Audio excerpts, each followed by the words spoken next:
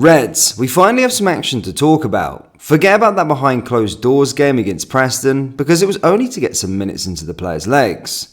Now the official pre-season tour is finally upon us as Liverpool faced Real Betis in Pittsburgh, United States of America.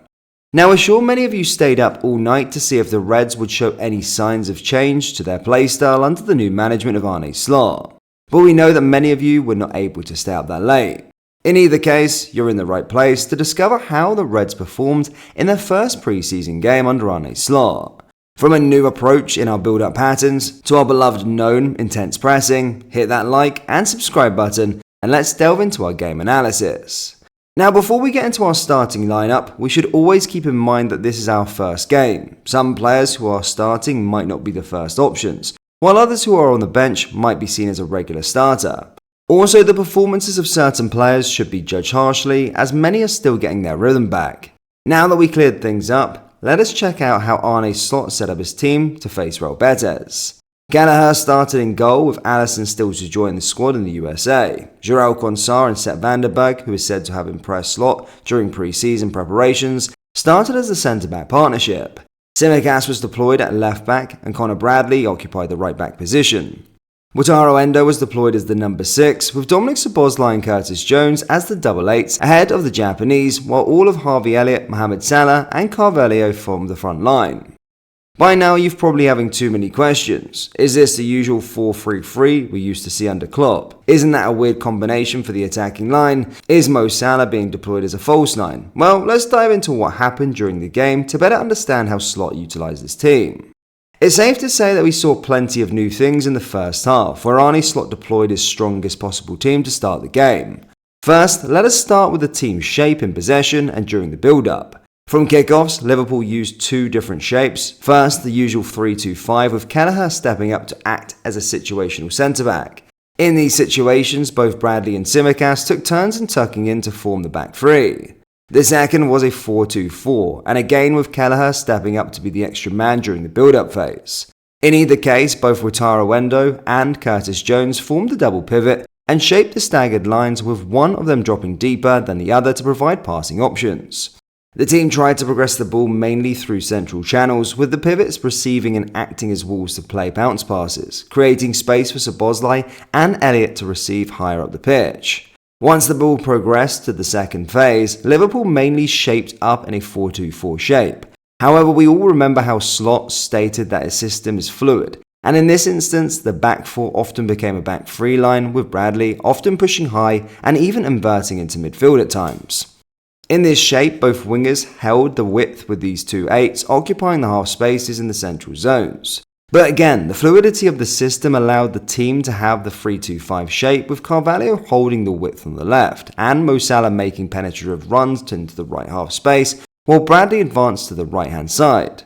It's also worth mentioning that Harvey Elliott dropped deeper than Dominic Szoboszlai in order to provide a passing lane and way back for the back three.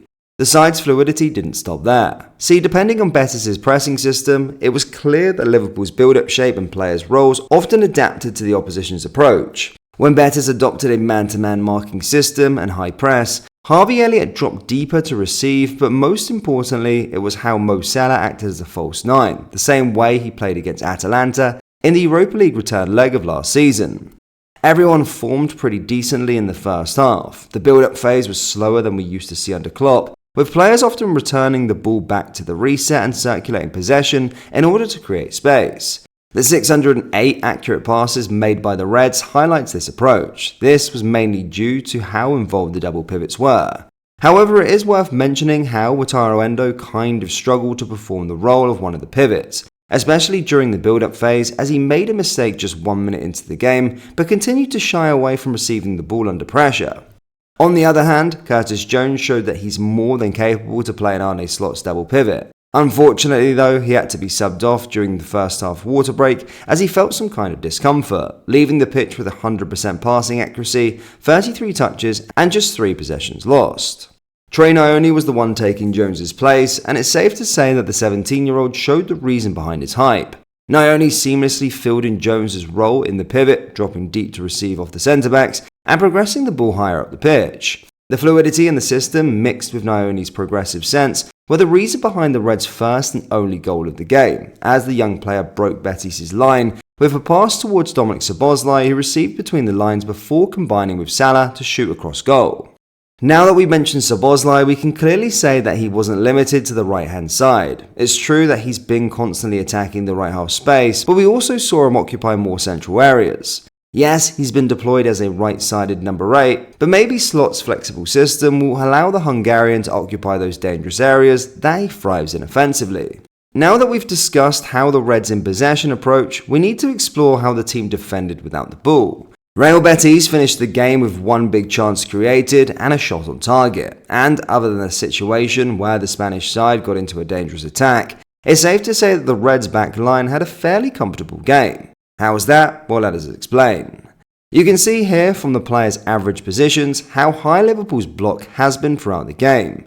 The Reds often pressed in a 4-4-2 shape, with Elliott pushing high alongside either Mo Salah or Dominik Szoboszlai, who took turns in pressing from the front. The back line played in a fairly highly defensive line too, as you can see in this example. However, just as how flexible the team shape was in possession, the same can be said when we tried to press Real Betis. The 4-4-2 often transitioned into a 4-2-3-1, with Dominik Szoboszlai dropping to central spaces to block passing lanes into the centre. In either shape, the Reds' aim was to block central progression and force Betis to go out long and wide, which was successful. The block was compact in central areas, and whenever the opposition played a long ball, both Jarell Quansah and Vandenberg were successful in sweeping the areas in behind. Speaking of this centre-back partnership, both players were comfortable in playing Arne Slot's high defensive lines, which helped the team stay compact when the forwards and wingers pressed aggressively in the opposition's half. It's also worth mentioning that both fullbacks joined the press, pushing high onto the opposition's wingers in order to stop any threat from the wide areas. What we discussed so far, from the flexible approach and build-up to compact and intense pressing structure, continued into the second half, even when the majority of the young players took over at the 1 hour mark. Tyler Morton slotted into the number 6 position, providing the needed cover and recycling possession successfully, while Stefan Bajcetic swept the area, winning 5 out of 7 ground duels. Ben Doak also had a decent cameo, finishing his 26 minutes with 2 successful dribbling attempts out of 2, all while winning 4 out of 6 duels contested, as he shows his ability to press aggressively on the wide areas. We should also mention Harvey Blair, who, despite having quite a cameo, he made some brilliant runs in, behind and positioned himself in dangerous areas, showing his understanding of space at such a young age. For the first official game in our pre-season, it's safe to say that Arne Slot's influence is already showing on his team. The flexible build-up shapes, the slower tempo, and looking for the right moment instead of going direct too often, and intense pressing styles, all there for everybody to see. But again guys, this is only our first friendly, and there is still a lot of work to do through both on the pitch and in the transfer market, as the club might be in a real need for a new number 6 that can comfortably play in Arne Slot's double pivot system. So what do you guys think? Are you more optimistic in the changes the Reds have showed so far in the first game? Is this a sign for improvements that are needed to take place? Let us know your thoughts in the comment section below. And if you enjoyed today's deep dive, please do smash that like button and subscribe to the channel for more Liverpool content. Thank you. I'll see you all next time. Take care. Peace.